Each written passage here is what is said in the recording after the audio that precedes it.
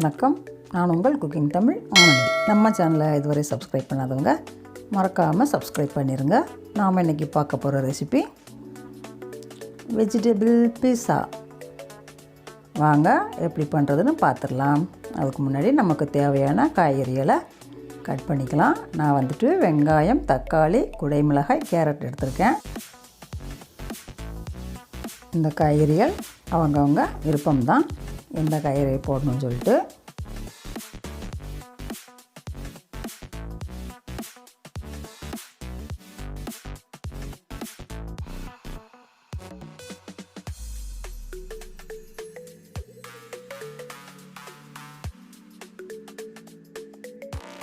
இந்த வெஜிடபிள் பீஸா நம்ம ரெடிமேட் பீஸா பேஸில் பண்ண போகிறோம்.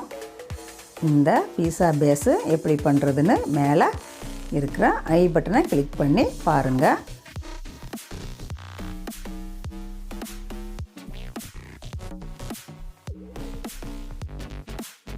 இந்த பீஸா சாஸு ஹோம்மேட் சாஸு, இது எப்படி பண்ணுறதுன்னு மேலே இருக்கிற ஐ பட்டனை கிளிக் பண்ணி பாருங்கள்.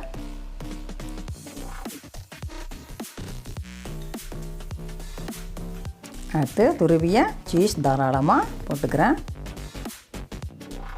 சீஸ் இருந்தால் தான் டேஸ்ட்டாக இருக்கும், ரொம்ப சத்தானதும் கூட. அப்புறம் கட் பண்ணி வச்ச காய்கறிகளை ஒன்று ஒன்றா போட்டுக்கிறேன். ஃபஸ்ட்டு வெங்காயம்,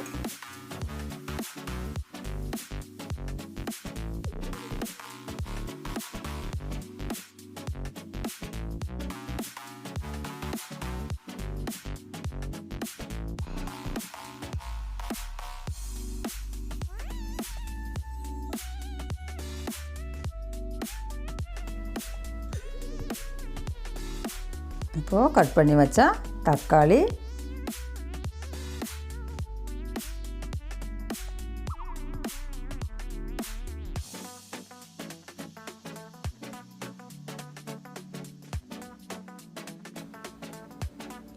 குடைமிளகாய்,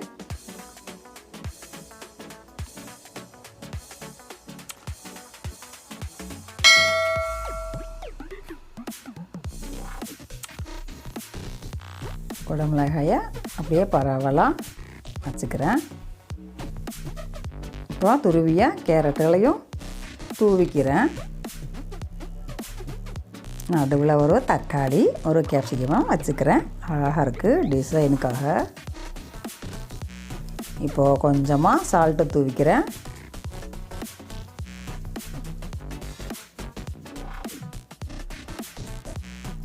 அடுத்து கொஞ்சமாக பெப்பர் பவுடரையும் தூவிக்கிறேன். அந்த காய்கறிலலாம் உப்பும் அந்த பெப்பரும் பரவி சாப்பிடும்போது சூப்பராக இருக்கும். இப்போது கிரில் மோடில் 10 நிமிஷத்துக்கு எடுத்து வச்சிடலாம்.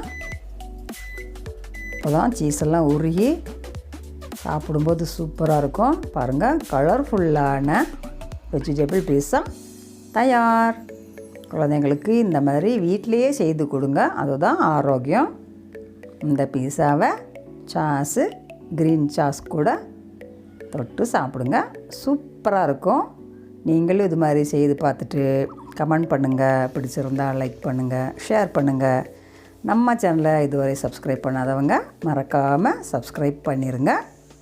அதோட பெல் ஐக்கானையும் கிளிக் பண்ணிடுங்க. நம்ம செஞ்ச பீஸாவை 4ஆவோ 6ஆவோ கட் பண்ணிக்கலாம். பாருங்கள் எவ்வளோ அழகாக இருக்குன்னு.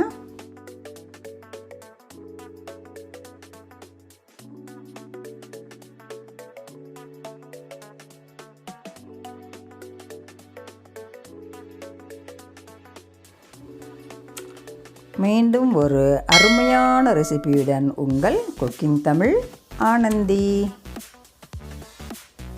நன்றி, வணக்கம்.